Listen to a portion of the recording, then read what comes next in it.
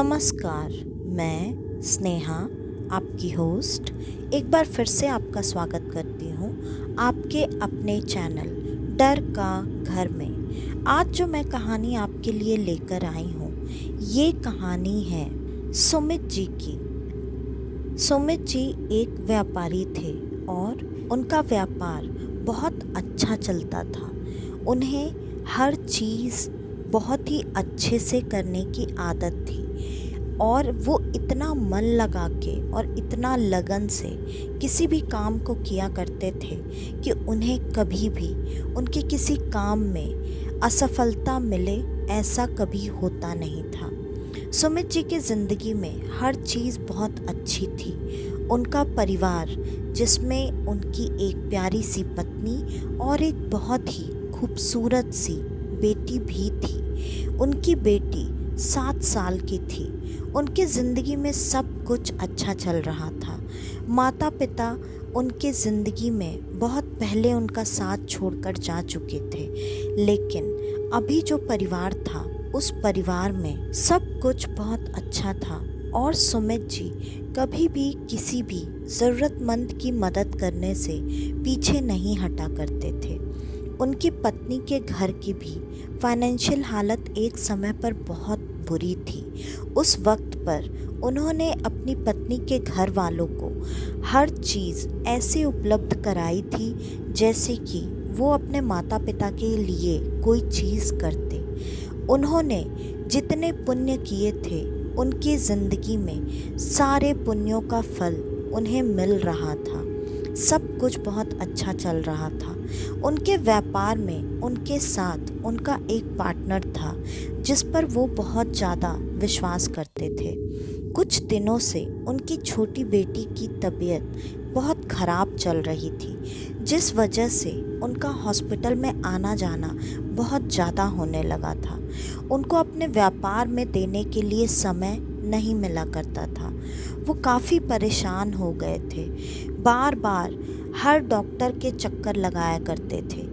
Doctors एक ही बात बोलते, आपकी बेटी को कुछ भी नहीं हुआ है, लेकिन बेटी की तबीयत किसी भी दवाई से सुधर नहीं रही थी, जिसकी वजह से वो बहुत परेशान हो चुके थे। देखते देखते 1 साल निकल गया। धीरे धीरे उनकी बेटी की सेहत भी गिरने लगी और वो अपने व्यापार पर ना तो जाते ना ही बिल्कुल ध्यान दे पाते थे। धीरे धीरे करके उनके पार्टनर ने उनके साथ धोखा किया और उनके सारे व्यापार का मुनाफा लेकर उनसे ये कहा कि कोई भी मुनाफा नहीं हो रहा है, बहुत गड़बड़ चल रही है व्यापार में। लेकिन उनके लिए उनकी प्रायोरिटी उनका परिवार था, क्योंकि उनको पूरा विश्वास था आज नहीं तो कल सब कुछ ठीक हो जाएगा और एक बार उनकी बेटी की तबीयत बस ठीक हो जाए, उसके बाद तो वो अपना व्यापार फिर से पहले की तरह अच्छा कर सकते हैं। उन्हें अपने मेहनत पर इतना भरोसा था। कुछ ही दिनों में व्यापार पूरी तरह से बंद हो चुका था। अब हालत ऐसी हो गई थी कि उनके पास इतने पैसे भी नहीं बचे थे कि वो हर जगह ले जाकर अपनी बेटी का इलाज करवा सके।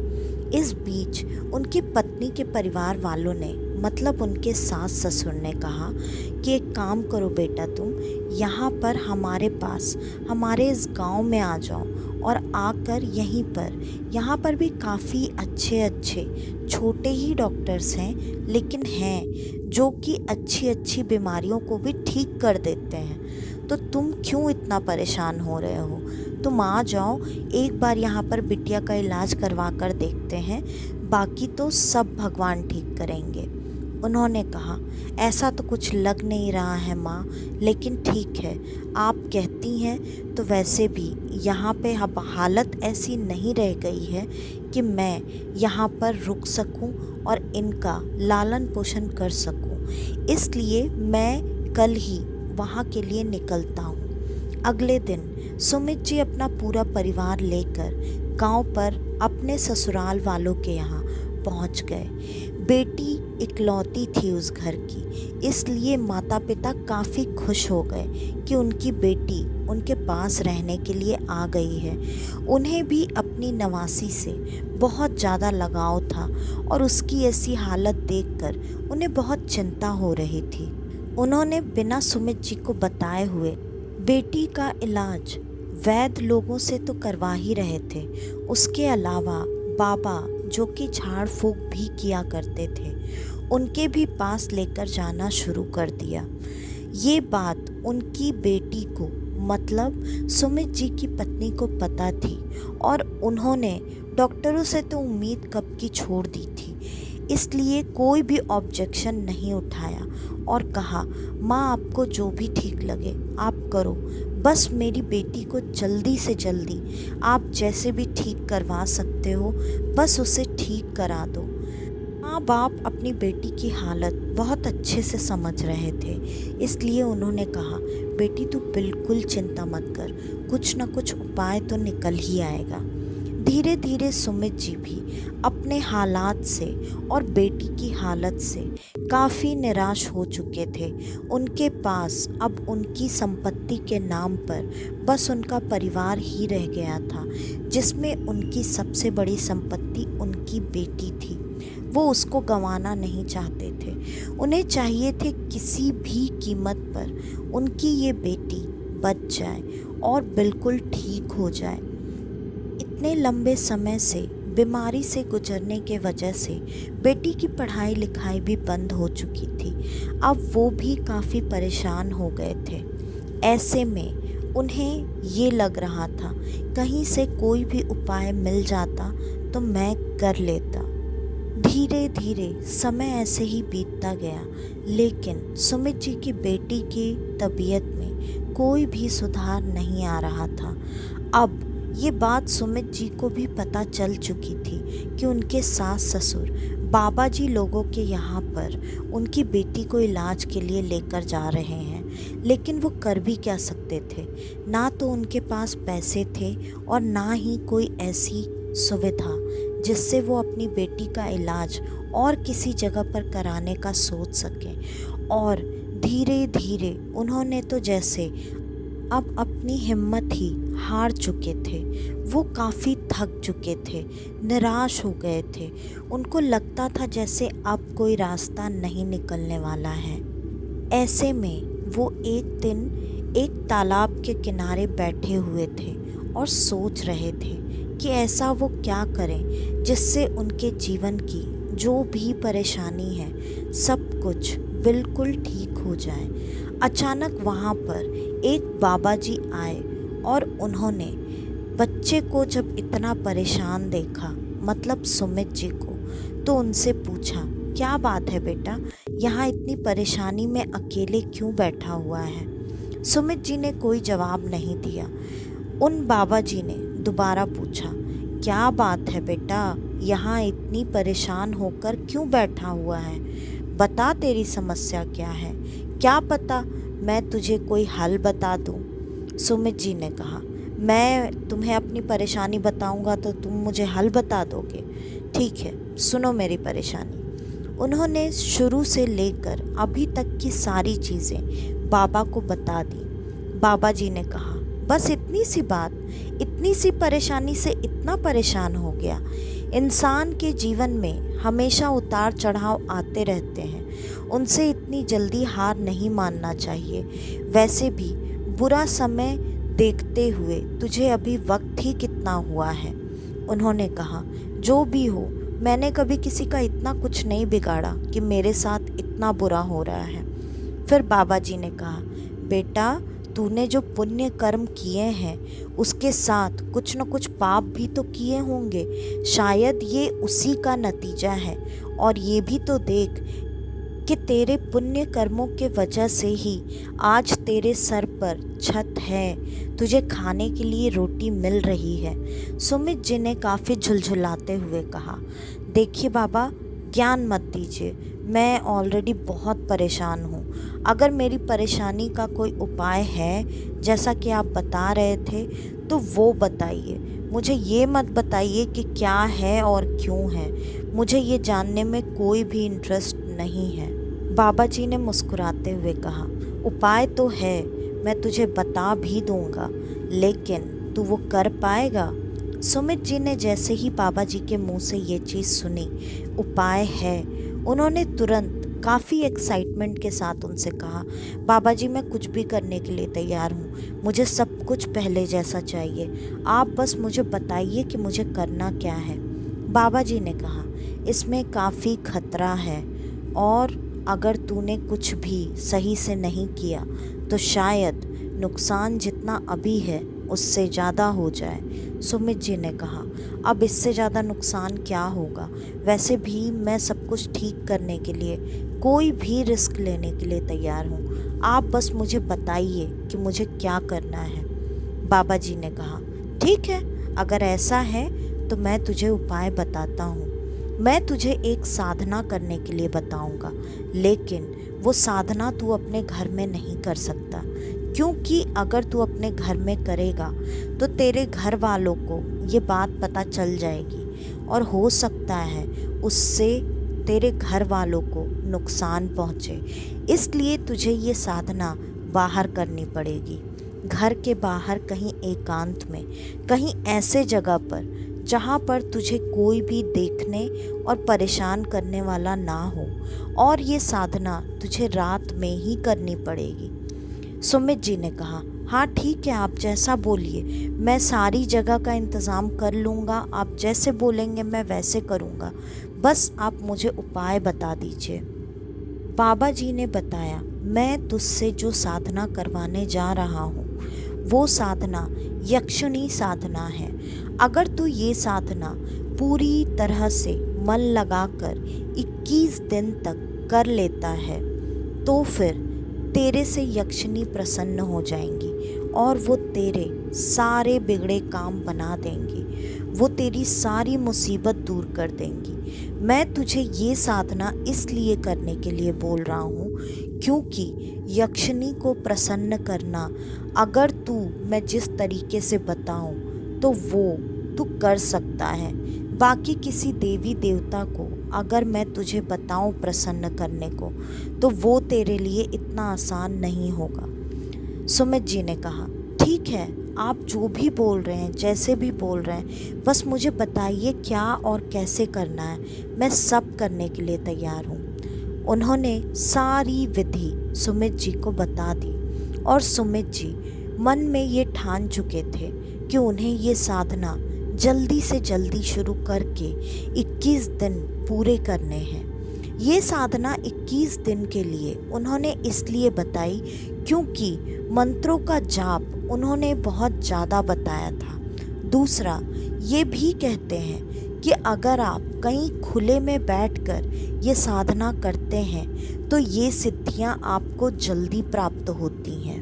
बाबा जी से सारी विधि और सामग्री जानकर उन्होंने साधना की तैयारी शुरू कर दी। उनको ये साधना 2 दिन बाद शुरू करनी थी और उन्होंने एक ठीक ठाक जगह का चुनाव करना भी शुरू कर दिया। उन्होंने काफ़ी देखा, ढूंढा और बहुत सारी जगहों को देखा तो उन्हें ये पता चला कि एक खेत में एक कमरा ऐसा है जो कि हमेशा खाली पड़ा रहता है, वहाँ कोई भी दिन में भी आना जाना नहीं करता है। उन्हें ये जगह अपनी साधना के लिए पसंद आ गई और उन्हें पता था कि उन्हें यहाँ पर कोई भी परेशान करने वाला कभी नहीं आएगा।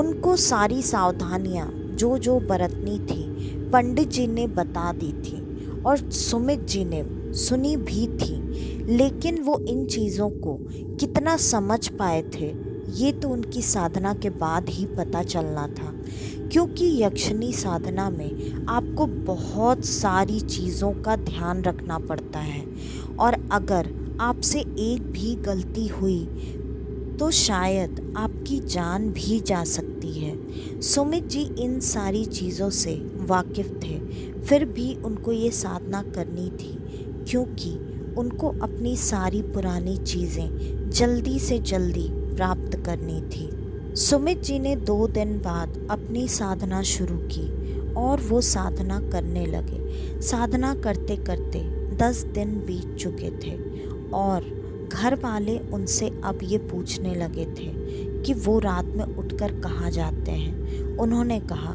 मैं रात में उठकर काम करने के लिए जाता हूँ और शायद ये काम अगर बन जाए तो कुछ दिनों बाद हम अपने पुराने घर में भी जा सकते हैं। ये बातें सुनकर पत्नी काफ़ी खुश हो गई और किसी ने ज़्यादा सवाल जवाब नहीं किया।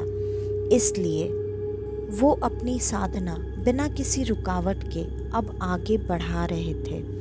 15 दिन बीत गए। 15 दिन बीतने बाद उन्हें कुछ अजीब अजीब से एहसास होने लगे। उनको बार बार लगता जैसे उनके आसपास पायलों की बहुत तेज़ तेज़ आवाज़ आ रही है। वो उन चीज़ों के बारे में पहले से जानते थे, इसलिए वो इन चीज़ों से घबरा नहीं रहे थे। 16वें दिन उनको बार बार किसी की आवाज़ आने लगी कि आँख खोलो, मैं आ गई हूँ, मैं तुम्हारे सामने हूँ। लेकिन उनको ये चीज़ पता थी और उन्होंने अपनी साधना आगे जारी रखते हुए आंखें नहीं खोली। उनका 19वां दिन चल रहा था। अब उनको जो एहसास होता था वो बहुत ज़्यादा बढ़ गया था। 20वें दिन जब उनकी साधना चल रही थी, पता नहीं उनके दिमाग में क्या आया और क्यों आया। शायद उनको किसी ने भ्रमित कर दिया था। उनको ये लगा कि आज उनका 21वां दिन पूरा हो चुका है और उन्होंने आँख खोल दी। जब उन्होंने आँखें खोली तो उनके सामने एक बहुत ही खूबसूरत सी स्त्री खड़ी थी। उनको देखकर उन्होंने जैसे जो भी पंडित जी ने पूजा की विधि बताई थी, पूजा विधि करने के बाद उनके पैर छूने की कोशिश की, लेकिन उस शक्ति ने पैर छूना नहीं अलाउ किया उनको और वो पीछे हट गई। ये देखने के बाद उनके मन में थोड़ी सी अजीब सी शंका तो आई, लेकिन उन्होंने ये सोचा शायद ये इतनी बड़ी शक्तियाँ हैं, इसलिए ये नहीं चाहती होंगी कि मैं इनका पैर छूं। और फिर उनको जो जो चीज़ें चाहिए थी वो सारी चीज़ें उन्होंने उनको बता दी, मतलब यक्षिणी को बता दी। उन्होंने कहा, हाँ मैं तेरी हर इच्छा पूरी करूँगी, लेकिन मैं तेरी इच्छा पूरी करूँगी उसके बाद तुझे मेरी भी इच्छा पूरी करनी होगी। ये बात तो उन्हें पंडित जी ने बताई थी। उन्होंने बिना कुछ सोचे समझे हामी भर दी और वादा भी कर दिया कि वो जो भी चाहेगी ये उन्हें दे देंगे। फिर उनके इच्छा की सारी चीज़ें पूरी होने लगी। उन्होंने अपनी बेटी की सेहत ठीक करने के लिए कहा था। अगले दिन जब वो सुबह घर पर पहुँचे तो उन्होंने देखा उनकी बेटी बिल्कुल प्यारी सी, सुंदर सी, हेल्दी सी वही बच्ची आ चुकी थी जो कि 1.5 साल पहले थी, जबकि ऐसा होना नामुमकिन था। लेकिन उन्होंने मन में यही सोचा कि शायद ऐसी शक्तियों के लिए ये सब चीज़ें आसान होती होंगी। उन्होंने अपनी बेटी को प्यार से गले से लगाया और वो बहुत खुश हो गए। घर वालों ने भी यही कहा, हमें तो विश्वास ही नहीं हो रहा है, अचानक रातों रात इसकी तबीयत इतनी अच्छी कैसे हो गई। लेकिन ठीक है, हमारी बच्ची ठीक हो गई, यही बड़ी बात है। और सुमित जी को ये सारी बातें किसी को भी बतानी नहीं थी, ये उन्हें अच्छे से याद था, तो उन्होंने इस बारे में किसी से कोई जिक्र नहीं किया। धीरे धीरे उन्होंने जो भी चीज़ें मांगी थी वो चीज़ें उन्हें 3-4 दिन के अंदर ही मिल गई और अभी तक वो वहीं गांव में ही थे। वो अपने शहर जाने की तैयारी कर रहे थे और उनकी बेटी बाहर बच्चों के साथ खेल रही थी। जहाँ पे वो खेल रही थी वहीं पर एक कुआं भी था। अचानक खेलते खेलते पता नहीं कैसे उनकी बेटी का पैर फिसला और वो कुएं के अंदर जाकर गिर गई। सारे बच्चों ने शोर मचाना शुरू किया। सब लोग इकट्ठा हो गए और बच्ची को कुएं से बाहर निकाला। लेकिन जब तक बच्ची को कुएं से बाहर निकाला तब तक बहुत देर हो चुकी थी। वो बच्ची मर चुकी थी। अब उन्हें ये बात बहुत ही दुखी कर रही थी कि ऐसा कैसे हो गया। वो रात होने का इंतज़ार करने लगे ताकि वो यक्षिनी से बात कर सकें। और जब रात हुई वो तुरंत उस कुटिया में पहुँचे और उन्होंने यक्षिनी को बुलाया जैसे उन्हें बताया गया था। और जब यक्षिनी सामने आई तो उन्होंने कहा, आपसे तो मैंने मेरी बेटी का जीवन मांगा था और आपने उसकी जान ले ली। फिर यक्षिनी ने जवाब दिया, नहीं, ऐसा कुछ नहीं है। तुमने मांगा था तुम्हारी बेटी ठीक हो जाए। मैंने तुम्हारी बेटी को ठीक कर दिया, लेकिन वो कुएं में गिरकर मर गई। इसके लिए मैं कुछ नहीं कर सकती हूँ। ये बात सुमित जी को बर्दाश्त नहीं हो रही थी। ऐसे ही धीरे धीरे जो जो चीज़ें अच्छी हुई थी सबका कुछ न कुछ भुगतान करना पड़ रहा था उनको, मतलब सुमित जी को। ये बात उनके समझ से परे थी कि क्या ऐसी गलती हो गई है जिसकी वजह से ऐसा हो रहा है। अब सुमित जी उस बाबा को ढूंढ रहे थे जिन्होंने उनको ये साधना करने के लिए बताया था। उनके बहुत ढूंढने के बाद आखिरकार एक हफ्ते बाद उन्हें वो बाबा जी मिले और उन्होंने बाबा जी को सारी बात बता दी। बाबा जी ने कहा, तुमने क्या पूरी 21 दिन की पूजा की थी? तो उन्होंने कहा, हाँ, जैसा आपने बताया था मैंने सब कुछ वैसा ही किया था। मैंने पूरी 21 दिन की साधना की थी। उसके बाद जब यक्षिनी मेरे सामने आई, जैसा आपने कहा था, मैंने उनसे वो वादे लिए जो मुझे लेने थे और मैंने उनको वो वादे दिए जो उनको चाहिए थे। ये सारी बातें सुनकर बाबा जी को समझ में नहीं आया कि अगर ऐसा है तो ऐसा नहीं होना चाहिए जो सुमित के साथ हो रहा है। फिर बाबा जी ने कहा, ठीक है, तुम मुझे आज रात तक का वक्त दो।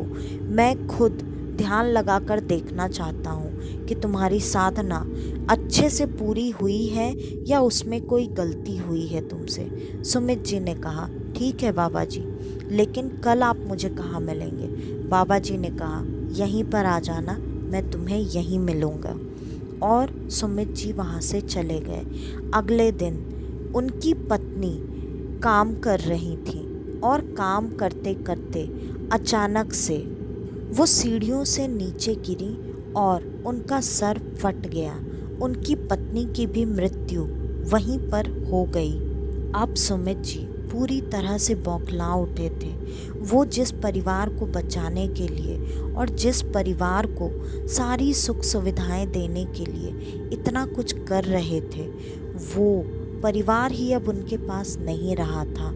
अब तो जैसे उनकी ज़िंदगी पहले से भी ज़्यादा अंधेरी और काली हो गई थी। सुमित जी लग रहा था जैसे सदमे से पागल से हो गए हैं, लेकिन अब वो करते भी तो क्या करते। वो भागते भागते वही बाबा जी के पास पहुँचे और उनसे रो रो कर अपनी पत्नी के बारे में बताने लगे। बाबा जी ने कहा, शांत हो जाओ, लेकिन तुमको जो ऐसा लग रहा है कि यक्षिनी तुम्हारी मदद कर रही है या तुम्हारे घर में ये चीज़ें बिगाड़ रही हैं, ऐसा नहीं है। तुमने तुम्हारी सिद्धि भी पूरी नहीं की है। तुमने एक दिन पहले ही तुम्हारी सिद्धि छोड़ दी है। सुमित जी ने बाबा जी को गलत ठहराते हुए कहा, नहीं बाबा जी, ऐसा नहीं है। मैंने सच में 21 दिन की सिद्धि पूरी की थी। पूरा पूजा पाठ सारी विधि वैसे ही की थी जैसे आपने मुझे बताई थी।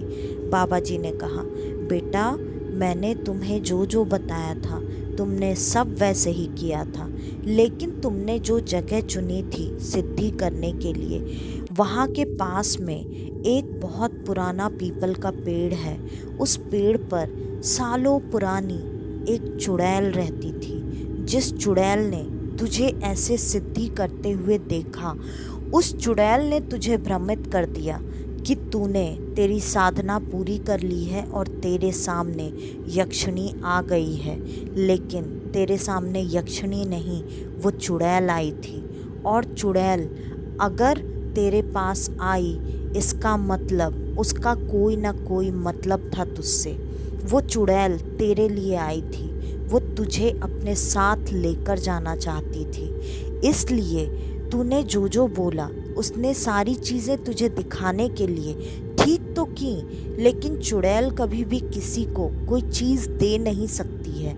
इसलिए उसने तेरी सारी प्यारी चीज़ें तेरे से छीन ली हैं। तेरी साधना पूरी नहीं हुई है। ये सुनते ही सुमित जी को एक बहुत बड़ा झटका लगा। सुमित जी को अब समझ में नहीं आ रहा था कि उन्हें क्या करना चाहिए। फिर बाबा जी से उन्होंने रोते हुए उपाय पूछा। बोला, बाबा जी अब तो कुछ ठीक करने के लिए बचा नहीं है, लेकिन फिर भी जो भी चीज़ है वो मेरा पीछा अब कैसे छोड़ेगी? आप मुझे कोई उपाय बताइए।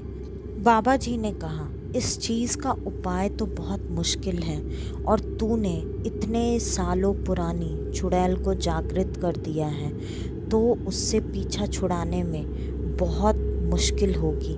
लेकिन ठीक है, अब मैं देखता हूँ कि मैं क्या कर सकता हूँ। तू लेकिन इस जगह को छोड़कर कहीं मत जाना।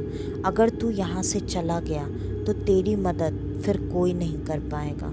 सुमित जी ने वैसे भी शहर जाने का प्लान उनकी पत्नी के जाने के बाद छोड़ ही दिया था, क्योंकि शहर जाना, अकेले व्यापार खड़ा करना और सब कुछ नए सिरे से शुरू करना, अब वो करते भी तो किसके लिए करते। वो काफ़ी परेशान हो चुके थे। वो वहीं पर रुक गए और उन्होंने ये बात किसी को भी नहीं बताई। इधर बाबा जी उस चुड़ैल से संपर्क साध कर उसे सुमित जी का पीछा छोड़ने के लिए कहने लगे। उस चुड़ैल ने कहा, नहीं, मैं तो नहीं जाऊंगी, और वैसे भी मैंने उसके लिए वो चीज़ें की जो उसने मुझे बोली थी। तो उसने भी मुझसे वादा किया था कि मैं जो चाहूँगी वो मुझे देगा। इसलिए मैं अब बिना वादा पूरा किए तो यहाँ से नहीं जाऊँगी। बाबा जी ने कहा, देख, तू ये खेल उसके साथ खेल सकती है, मेरे साथ नहीं। वैसे भी तूने कुछ भी ठीक नहीं किया। ठीक करने के बहाने तूने उनके घर के 2 लोगों की बलि तो पहले ही ले ली है। अब तुझे क्या चाहिए? चुड़ैल ने साफ साफ कहा, मुझे तो ये पूरा का पूरा परिवार ही चाहिए था, क्योंकि इसने मेरी शांति भंग की है, तो मैं ऐसे तो इसे छोड़कर जाऊंगी नहीं। फिर बाबा जी ने जो भी पूजा या क्रिया विधि उस चुड़ैल को अपने वश में लाने के लिए करनी थी, वो करनी शुरू की। लेकिन वो चुड़ैल काफ़ी शक्तिशाली थी और सच में वो कहीं ना कहीं उनके बुलाने के ही वजह से आई थी, क्योंकि जब वो पूजा कर रहे थे तब उस चुड़ैल ने उनसे पूछा था कि मैं आऊँ, मैं तेरे सामने आऊँ। और बार बार पूजा खत्म होने के बाद सुमित जी यही कहते, हाँ, मैं आपको ही बुलाने के लिए यहाँ पर ये पूजा कर रहा हूँ, आप आ जाओ, आप आ जाओ। सुमित जी को ये लगता कि ये आवाज़ यक्षिणी की है, इसलिए उन्होंने खुद इस शक्ति को अपने पास बुलाया। इसलिए वो शक्ति उनके पास आ गई थी। अब ये काफ़ी मुश्किल था इस शक्ति को यहाँ से भेजना। बाबा जी के बहुत सारे क्रिया विधि करने के बाद भी वो शक्ति आखिरकार मानने के लिए तैयार नहीं थी, और अगली सुबह होते होते उसने सुमित जी की भी जान ले ली। और फिर वो बिना किसी को कोई नुकसान पहुंचाए अपने निवास स्थान पर वापस से चली गई। हमेशा किसी भी चीज़ को ठीक करने के लिए कोई शॉर्टकट ढूंढना ये अच्छी बात नहीं है। मैं ये नहीं कहती कि सुमित जी का तरीका गलत था, हाँ, लेकिन अगर आप ये साधनाएं घर के बाहर कर रहे हैं तो आपको बहुत सारी सावधानियां बरतनी पड़ती हैं। सुमित जी की गलती सिर्फ इतनी थी कि उन्होंने उत्सुकता में आकर बाबा जी ने जो जो चीज़ें बताई थी, उन्होंने सारी चीज़ें सुनी तो, लेकिन समझी नहीं थी। और इस नासमझी के वजह से उनके साथ साथ उनके पूरे परिवार की जान चली गई। तो आज की ये कहानी यहीं पर ख़त्म होती है। आपको हमारी आज की ये कहानी कैसी लगी हमें कमेंट करके बताना बिल्कुल भी मत भूलिएगा। और अगर आपको हमारी आज की ये कहानी पसंद आई है तो हमारे इस चैनल को लाइक, शेयर और सब्सक्राइब करना बिल्कुल भी ना भूलें, क्योंकि हमें आपके बहुत सारे प्यार और सपोर्ट की बहुत ज़्यादा ज़रूरत है। तो आज के लिए बस इतना ही। मैं स्नेहा कल वापस से आपसे मिलने आऊँगी और आप सबको लेकर जाऊँगी कुछ जाने अनजाने किस्से कहानियों के सफ़र पर, आपका अपना डर का घर में। तो कल तक के लिए नमस्कार।